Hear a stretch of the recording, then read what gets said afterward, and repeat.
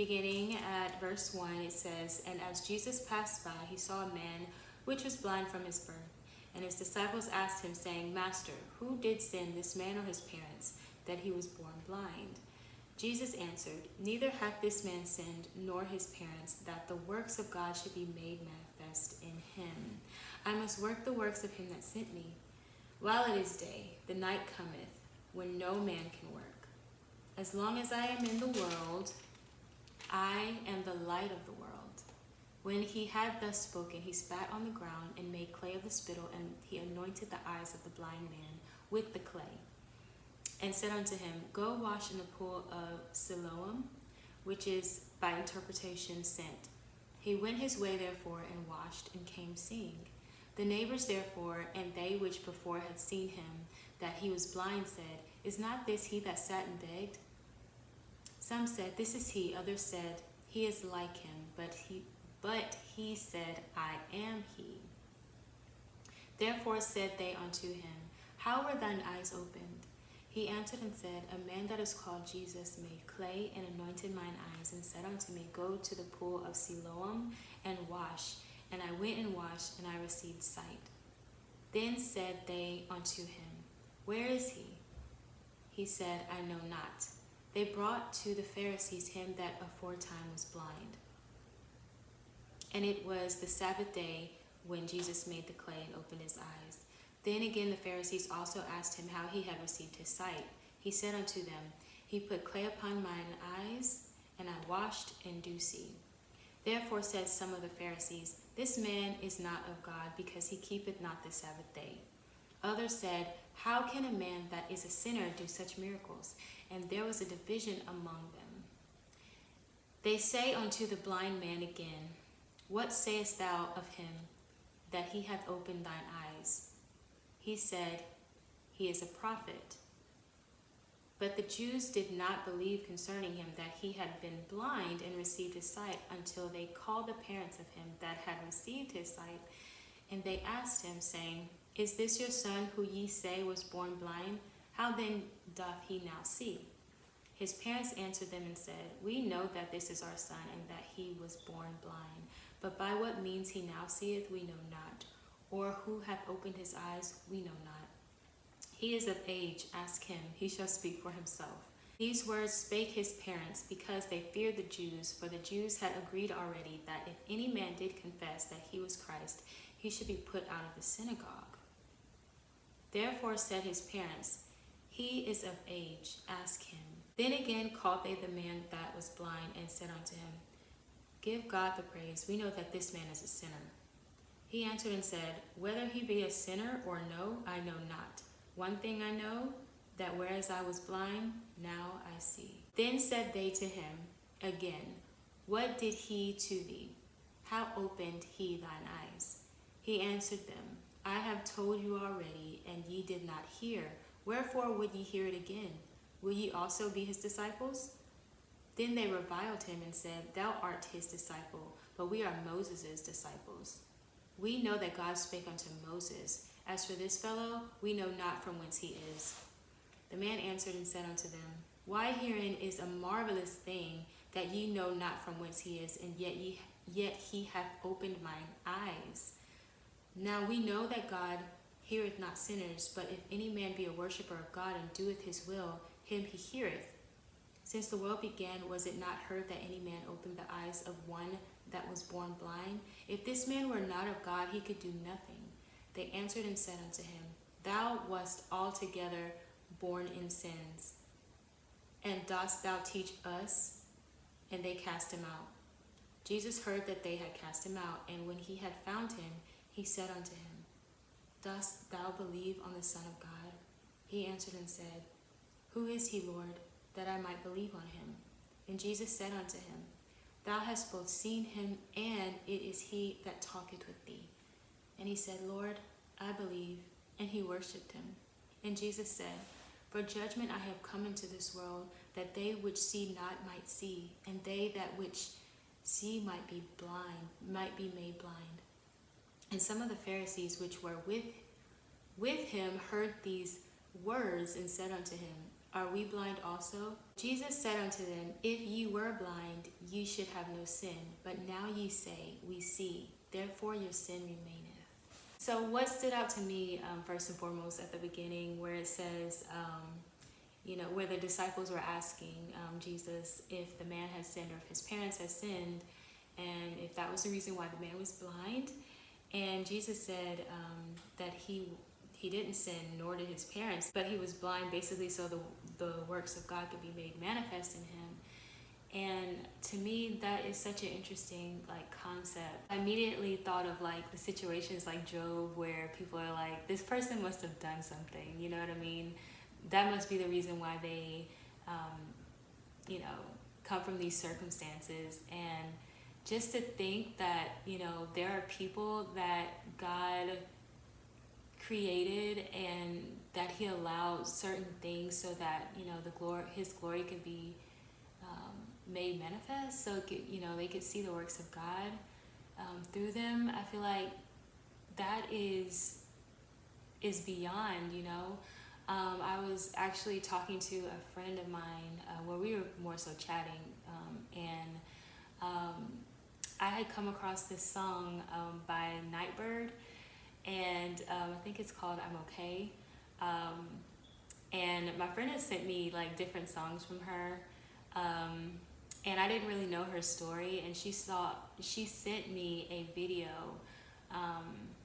where she performed that on America's Got Talent. And I'm not really familiar with the show, but I don't really watch TV as much since my son was born. We kind of just, yeah. Anyway, that's okay. That's besides the point. We watch a lot of movies together. Anyway, she was telling me how, even before she knew, Nightbird's story, that, she could tell by the glow of the light that she was a Christian. And, she pointed me to a blog where it was God is on the bathroom floor or something like that. And I can leave it in the description, but I was just like, oh my gosh,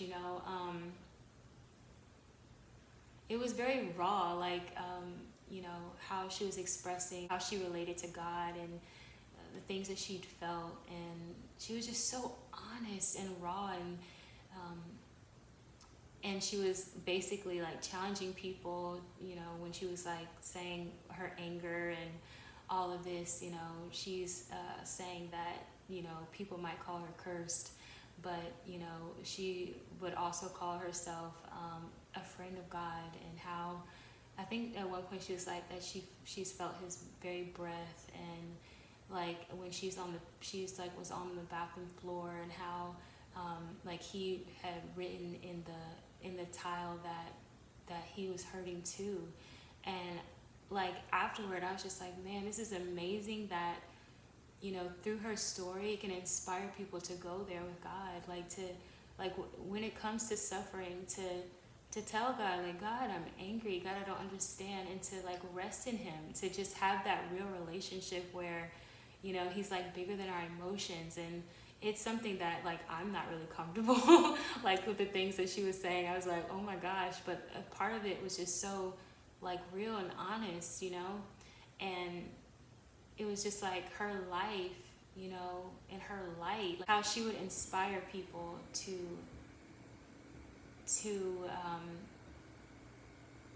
be intimate and real and have a relationship with God like that. That's what I thought of whenever I was reading that God could set special people apart so that their lives are a testimony of his realness, his closeness, and the work that he's able to do. No, she didn't, receive healing from cancer, but there was also a post that was saying that her cancer healed her, and how I can leave that one too. I was just reading it, and she was just saying how she was able to see the love of God, and she was just detailing so many things, and I was just like, oh my gosh, and it was so beautiful. And it's a wonder I can't even imagine, you know what I mean? But that was her walk. And then 4, it says, I must work the works of him that sent me while it is day. The night cometh when no man can work. And that stood out to me because I didn't really understand it as well. and it references chapter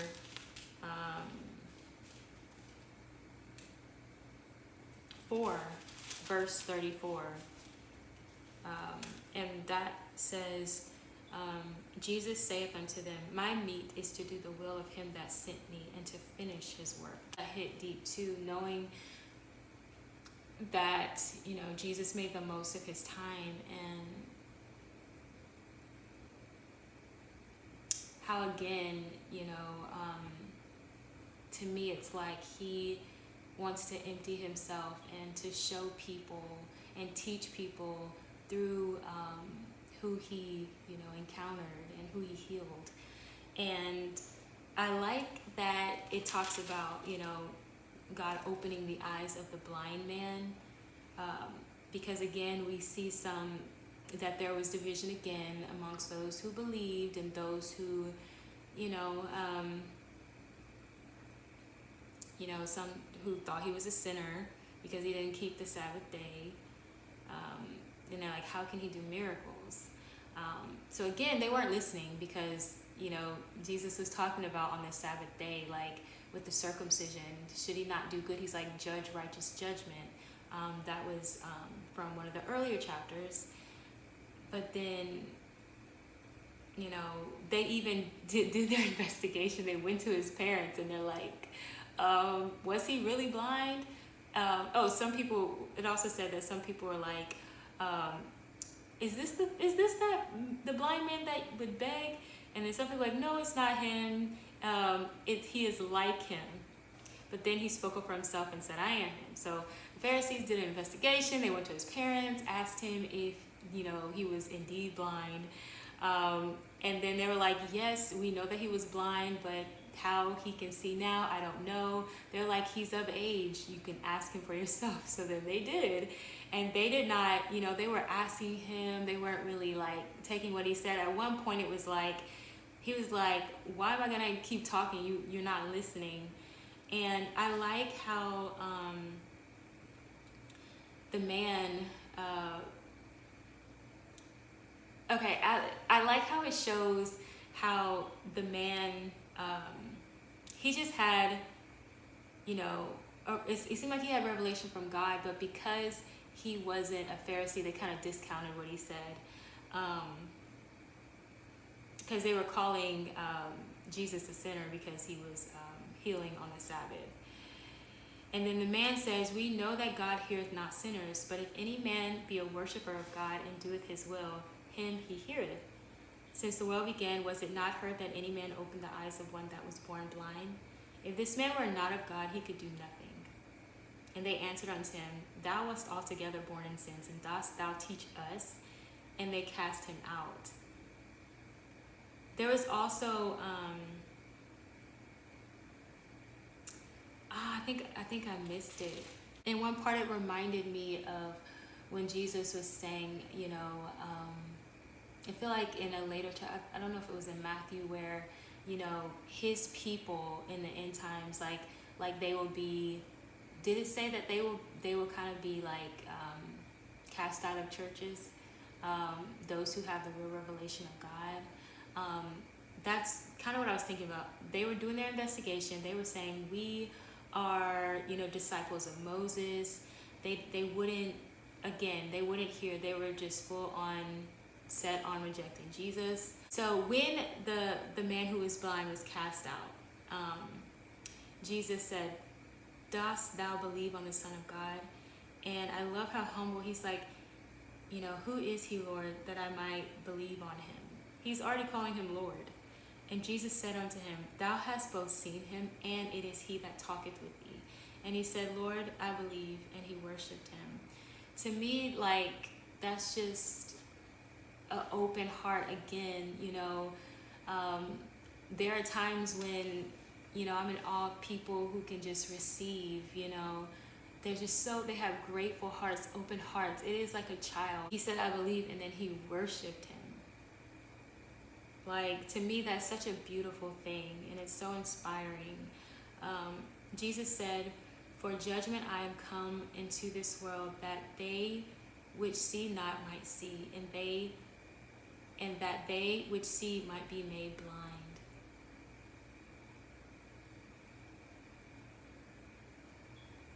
And I just think that is so interesting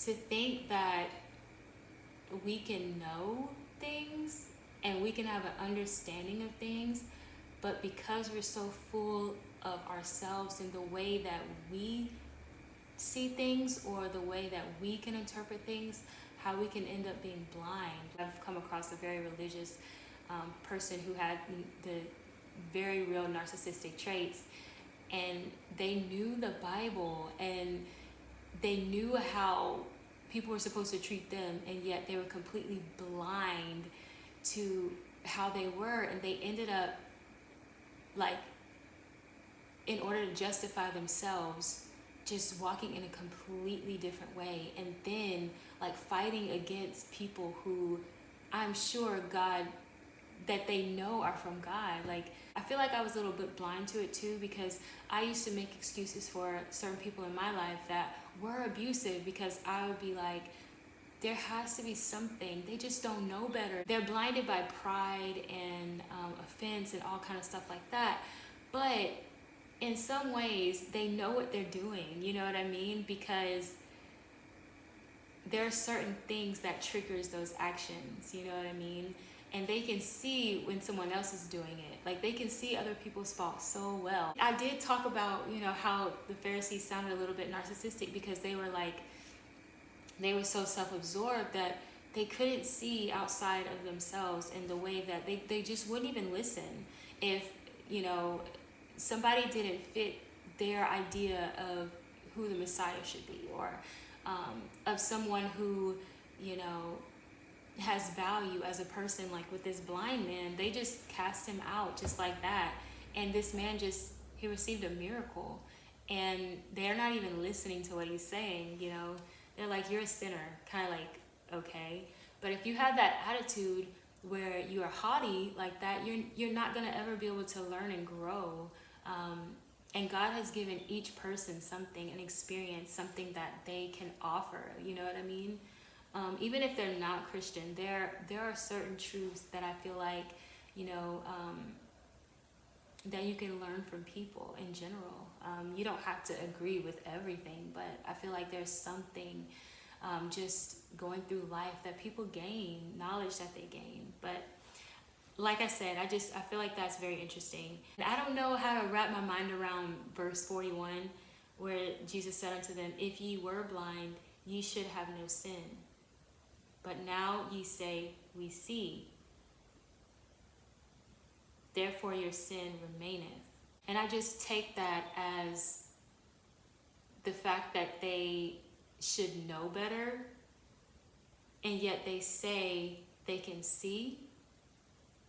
It just makes it worse. Like their pride, they're refusing to acknowledge what they're seeing, acknowledge that they don't have the answers. They're just continuing to just walk in that pride. To me, that's just so sad, because even in the previous chapter, in John 8:24, I said therefore unto you that ye shall die in your sins, for if ye believe not that I am he, ye shall die in your sins.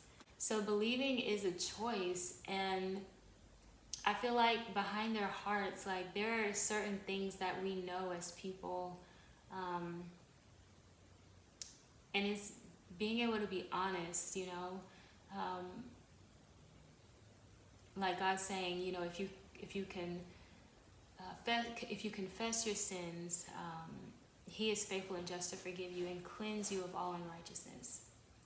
If you're willing to acknowledge, you know, when you fall short, that you're not perfect, that you have the ability to hurt people, ability to hurt God, to be walking in a way that even hurts yourself, because that goes back to, you know, the greatest commandments, the first being love God with all your heart, all your mind, all your strength, and then to love others as yourself. And like I said in a video a long time ago, that to me it's like a balance, you know. You can think about, would I want to be treated like this? And then, you know, in times where it comes back to you. It's like, and you're wanting the best for others, but you're really not loving yourself. It's kind of like, is this how you would talk to a friend? And then too, not like idolizing people. And it's like, okay, yeah, but is this right before God? Like, am I honoring God in the way that I'm, enabling this person, or whatever the situation might be? Because if I love God, then I care about what he thinks and, what his principles. And I know that because he loves me, that I should be guarding my heart. Because he loves me, I should be, not, I should not, be in bad company, whatever it could be, you know what I mean? So that is what I got from this chapter. I hope you found this video helpful. If you have anything that you got from it that you'd like to share, of course, leave it below, and I'll see you guys in my next one.